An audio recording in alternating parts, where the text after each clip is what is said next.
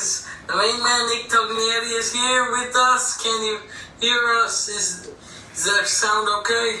My personal chazan, Noah. You're muted. Unmute yourself. Oh, I said my personal chazan, Noah Shapira. How is it going, my friend? It's good seeing you. I could see you when we were singing the business of the Torah. I could see you dancing. I was dancing, man. Come on. Crazy, yeah. Well, praise be It's to a God.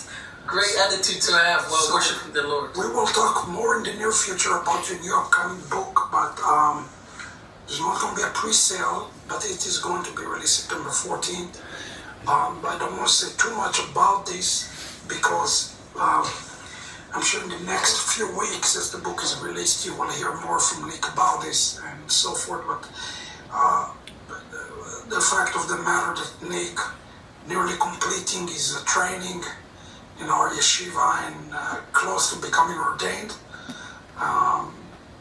we have high expectation for the book. We have high expectation for the level of revelation, and we all are very excited by this. I'll do my official review later on of the book, but I believe the release date is September 14th, and I'm sure that in the next week or two we'll give you a little bit more details on how to get the book in your hands. Congratulations, Nick, of accomplishing this and finishing that for the high holidays. That's a great achievement. Thank you, Rabbi, and Noah, thank you so much for the prayer. It was amazing, and I'm honored that y'all are just being a part of this and everything else. So tonight you have a word for us, I believe, from Romans 11. Yeah. And what a great word to speak about Romans 11 before we enter the Slichot. So everybody should really tune in and pay attention.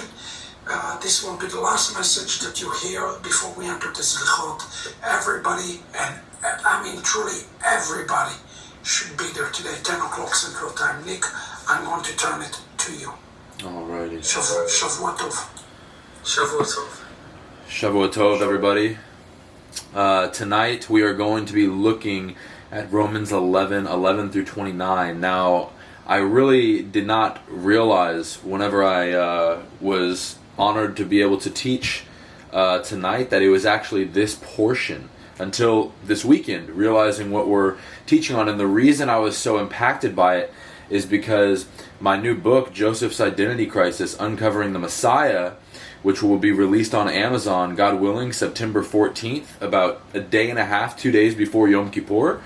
The last 6 chapters of my book are actually very much dedicated to this topic of the blindness of the Jewish people, the mystery of the blindness of the Jews. And it's such a big topic. It's actually such a massive cause for anti-Semitism today.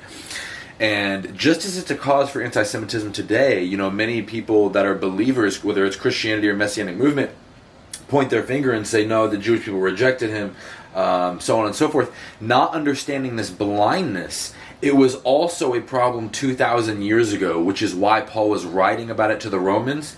However, I discuss in my new book how this is actually a problem that began with Sarah and Hagar. However, tonight I'm not going to speak about it from the perspective of Sarah and Hagar. I'm going to speak about it from a concept that's in my book that actually has to do with Rachel and Leah. And so we're going to get into this tonight with Romans 11.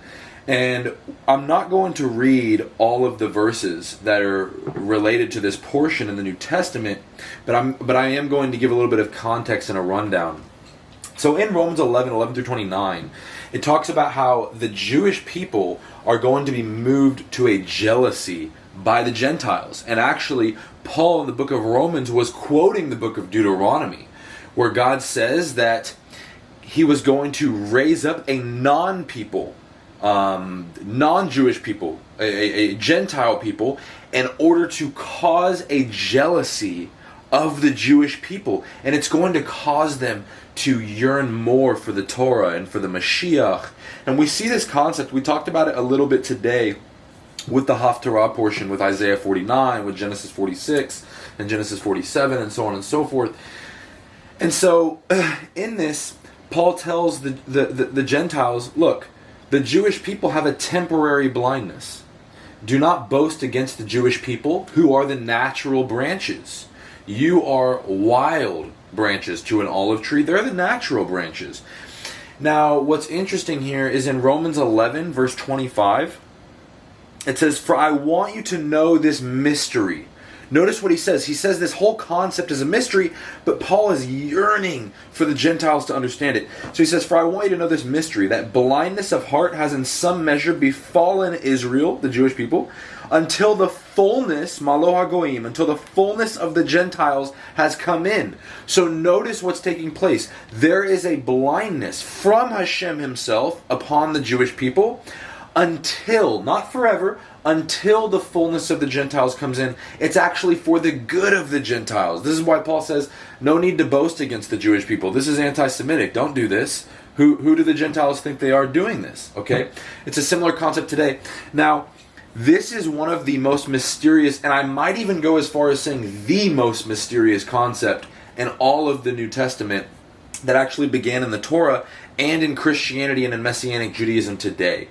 However, like I said, I have 12 chapters in my book. The last 6 chapters are very dedicated to this topic. In fact, chapter 6 of my book is called The Fallen Branches. And then I go on with Sarah and Hagar and so on and so forth. And I actually had a select group of people that got to read my book before it is coming out. And one of them actually very much struggled for the last year and a half with this concept of the blindness of the Jewish people. Very much struggled. And over the last year, I told this individual, when my book comes out, you will understand this concept. I was just at their house. Actually, they invited me over to their home earlier this week. And they sat down. It's a husband and a wife. They sat down and said to me, the wife now fully understands this concept after reading my book. So this is a very important thing, and I encourage you to get that. However, in Romans 11, how it talks about there is a fullness of the Gentiles, correct?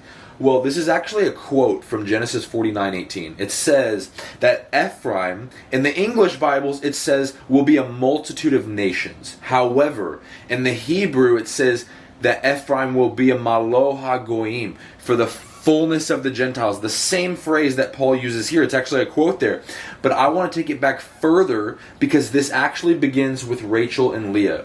And I want to explain this connection with Rachel and Leah with Judaism and Christianity in order to tie in all of this. So in the Torah, Jacob goes to Padan Aram. And he goes to Padan Aram to get a bride. And he specifically, in Genesis 29, he works for Laban for 7 years. And he says, Laban, I'm working for you for 7 years, and I'm working for you for Rachel. I want Rachel. That's who I want. I don't want Leah. I came specifically for Rachel. However, in Genesis 29, he does not get Rachel. He works for 7 years, and he does not get whom he came to work for. He gets Leah. Well, if we look in the New Testament, Yeshua says multiple times that he did not come for the Gentiles. He only came for the Jewish people. In fact, he tells a Gentile in the New Testament, I did not come for you. I came only for the lost sheep of the house of Israel. And then in Matthew 23, 37 through 39, he says it again, Jerusalem, Jerusalem, how I long to gather you, but you are not willing. Therefore you will not see me again till you say, blessed is he who comes in the name of the Lord. So notice multiple times in the New Testament, Yeshua says, I came for the Jewish people. I didn't get the Jewish people. Who did he get? He says, I have sheep that are not of this fold. He gets the Gentiles. The same way Jacob did not get Rachel, he gets Leah. So Yeshua gets Christianity. He gets the Gentiles. Now, if we go off of the paradigm that starts in Genesis, what does Jacob do? Well, in Genesis 29, verse 27, Laban tells him, you have Leah right now, which is like Yeshua getting Christianity. He says, you have Leah, you want Rachel? Okay, I'm going to tell you what to do. In Genesis 29:27, it says, Maleh shavua zot v'nidna lecha gam et zot ba'avoda asher ta'avod imadi od sheva shanim acherot. He says, fulfill the week. Maleh or malo, it's the same word for the fullness of the Gentiles. Maleh shavua, fulfill the week of Leah and work another 7 years, and then you will get Rachel. The same way Paul says, fulfill the time of the Gentiles, and then Yeshua will get the Jewish people. There's two major concepts that we have to break down in order to understand what this is discussing, how we make this applicable.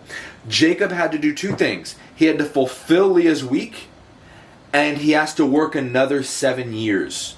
So for Yeshua to get Judaism, to get the Jewish people, he has to fulfill Leah's week. This is Christianity, the Gentiles. He has to fulfill the Gentiles' week, and he has to work for Laban another 7 years in order to get Judaism, in order to get Christianity. What does this mean? What does it mean to fulfill Leah's week?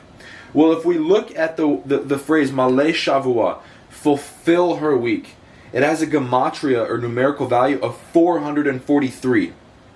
443 is equivalent to haluchot, the tablets, meaning the tablets of stone, spelled Hey, Lamed, Chet, Taf. The tablets of stone. Notice that the tablets of stone are what is going to fulfill Leah's week. It means a coming to the revelation of the Torah and dressing the Messiah according to the tablets of stone. However, that's not it. That's not the only thing. 443 is also equivalent to HaKohen HaMashiach, the priest, the Messiah, from Leviticus 4:3. So what this is showing us is that Christianity and the Messianic movement, the nations, cannot just come to a revelation of Yeshua as the Messiah. They must also dress him as the high priest according to the Torah. He has to be dressed in his priestly garments.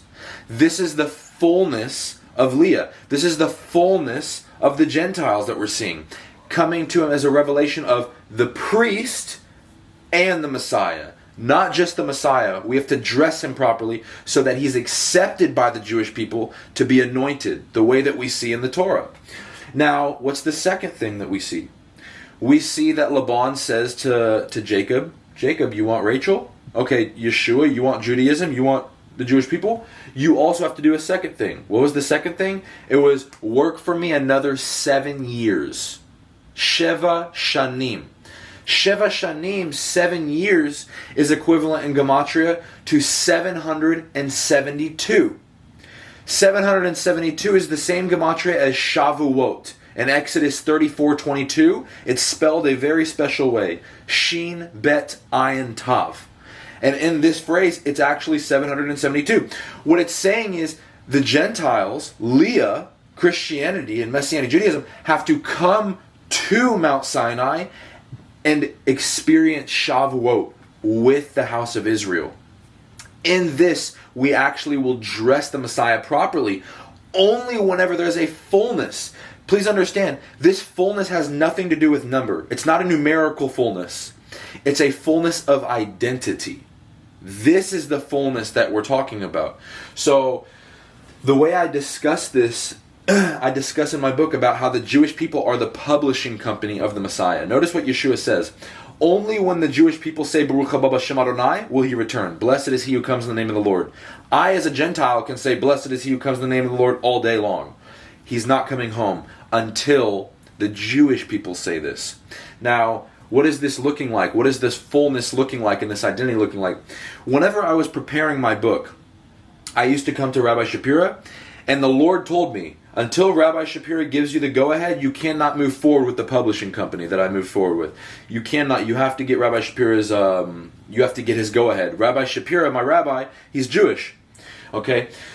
So, I continued working on my book, and whenever I first came to Rabbi Shapira, he said, no, not yet. I encourage you to go do this first, so on and so forth. If I would have came to him fully with my book at that point, the book was not completed. It was not done yet. And we would have published an unfinished product. However, finally, once I got all of the quality of the information that was needed to go in my book, it wasn't about the amount of pages, but rather the quality of each page. Just now, it's not about the amount of Gentiles, it's about the quality of each Gentile that is being grafted in. Only once that happens can the Jewish people say, we will now bring the Messiah. Just as only once my book was fully prepared with proper quality could Rabbi Shapira say, I give you permission and you have my blessing to move forward with the publishing company. We as Gentiles, and all the Gentiles watching, have to come to a fullness of identity. Now, This is not the only thing that we have to understand. We have to understand the jealousy that is being sparked with the Jewish people. Paul talks about in Romans chapter 11, verse 11, he says, "But I say, have they so stumbled to fall entirely? May it never be. Rather, by their stumbling, life has come to the Gentiles for an awakening of the jealousy of the Jewish people." And as I said, this is actually a quote from Deuteronomy. I believe it's chapter 32.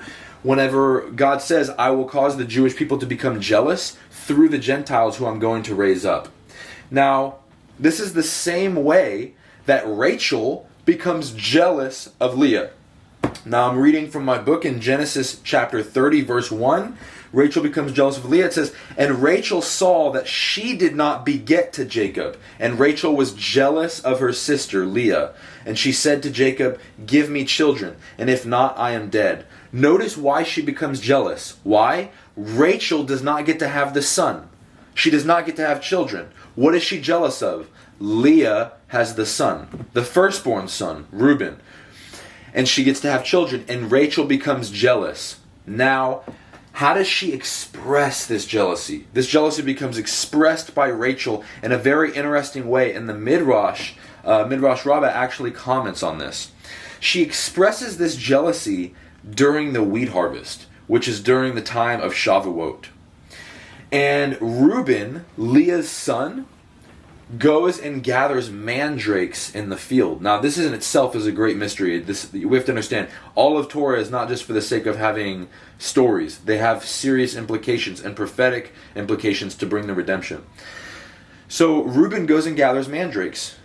And what does Rachel say? "I want Leah's son's mandrakes." The firstborn son, by the way, Reuben, which as Yeshua is the firstborn son that is with Christianity, with the Gentiles. And says, "I want his mandrakes." The reason that she wants his mandrakes is for a very specific purpose. And I'm going to read from the Midrash. The Midrash comments on Rachel becoming jealous of her sister Leah, saying, rather, this teaches, the Midrash says, this teaches that Rachel was jealous of Leah's good deeds. Just how I said that through the jealousy of the Jewish people to the Gentiles, it's going to be through them coming to the Torah. Now it continues, Rachel became jealous of Leah because of the revelation of the son and the mandrakes. So too, God said in Deuteronomy 32:21 that the Jewish people would become jealous of the Gentiles. And this is said again by Paul in Romans 11 through 14. Notice that the Midrash says Rachel was jealous of Leah's good deeds. Judaism being jealous of the Gentiles' good deeds in Torah and mitzvot. This is Leah keeping the Torah and fulfilling her week, as we saw above. Leah has Messiah ben Joseph, and Rachel will only recognize him through her deeds by how she follows the Messiah. So too, Judaism will only recognize that the Gentiles truly have the Messiah by the way that they follow him and dress him as the high priest. Whether one realizes it or not, the eyes of Judaism are upon Christianity, just as the eyes of Rachel were upon Leah. Rachel's noticing this will usher in Messiah ben David. Now get this. The Midrash says again that Leah's mandrakes, which were from Reuben, but Leah's son, Leah's mandrakes give off the fragrance of the Torah. This is what the Midrash says, which explains why the scripture says the mandrakes were found by Reuben during the wheat harvest, which is during Shavuot. So what are we noticing here? We're seeing that Rachel is becoming jealous the same way it says that the Jewish people would become jealous, and it's through the mitzvot. And she's jealous because she wants these mandrakes, which have the fragrance of the Torah. And now notice what else takes place. Rachel doesn't want all of Reuben. Rachel only wants the mandrakes. Why?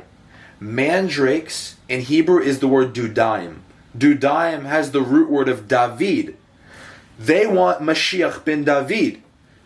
Leah in Christianity gets Mashiach ben Yosef, the first coming of Yeshua, of Jesus. And Judaism, Rachel wants Messiah ben David, the second coming of Yeshua or Jesus. And they don't want all of Reuben. They don't want all of the Jesus that's within Christianity. They just want the mandrakes. They want the authentic Torah teaching rabbi, the Jewish high priest from the Torah. This is the true Jewish Messiah that they are wanting. And in this we fulfill Romans 11:25. For I want you to know this mystery, that blindness of heart has in some measure befallen Israel until the fullness of the Gentiles has come in. This fullness, as I said, has to do with Leah's week being fulfilled. This has to do with Yeshua or Jacob serving for Rachel for another 7 years. The Gentiles have to come out, they have to come to a revelation of the Torah, and they have to properly dress the Messiah. As we talked about on the Haftarah portion, me and More Elitzor earlier today, this actually has to do with being keepers of the Messiah. The Messiah in the New Testament is called a Nazarene. Now in the Tanakh we see this same concept. He's called a Netzer. Nazarene in Hebrew is notzri. It means to be a branch, netzer, as the Messiah is called. But the word also means to be a keeper or a guardian. Christianity today is called notzrut, which is where we get the word Nazarene. A Christian is called a notzri, the way Yeshua was called a notzri. And so what we're actually seeing the job of the Gentiles is as a notzri, as a keeper of the Messiah, is what the word notzri means. The word Nazarene, it means to keep or to guard. What this means is that we're to keep and to guard the Messiah in his proper context until he's ready to be eaten from the Jewish people. This is the reason why in the Proverbs it says the keeper, the netzer of the fig tree, will also eat of the fig tree. Why does it say this? Because right now the Gentiles are just to keep and to guard the Messiah. They don't get to hold the Messiah forever. You just keep and guard him until his fruit is ready to eat. Why? Because you're keeping and guarding him and preserving him, and then you're going to hand him back to the Jewish people, the way Hagar was meant to hand the son back to Sarah. As you hand back the son to the Jewish people, notice what the proverb says. The one who properly kept the fig tree is also going to eat from it. So the Gentiles that properly guard the Messiah, the Gentiles that properly keep the Messiah, will also get to eat of the fruits of the Messiah at the final banquet in the world to come with the Jewish people. The Gentiles that properly come to their fullness, the fullness of the Gentiles, will also get to be grafted in and join the house of Israel in the final banquet and in the marriage supper of the Lamb. So I encourage you, my friends, to study in on this concept, pray on this concept of what it means, the fullness of the Gentiles. And with God's help in a couple of weeks, I believe that you will be able to get a complete revelation, a revelation that you've never been able to have on this concept, on your role in these last days, whether you're Jewish, whether you're a Gentile, whether you're in Judaism, whether you're in Christianity, whether you're in Messianic Judaism. All of these concepts are tied into the scriptures, and all of these concepts are in my book about our roles in these last days in order to bring the fullness of the Gentiles, as we see Ahavatami doing, going to every tribe, tongue, and nation, bringing the true, authentic Jewish Messiah, bringing the Messiah back to the Jewish people, and ultimately hastening the second coming of Yeshua, Messiah ben David.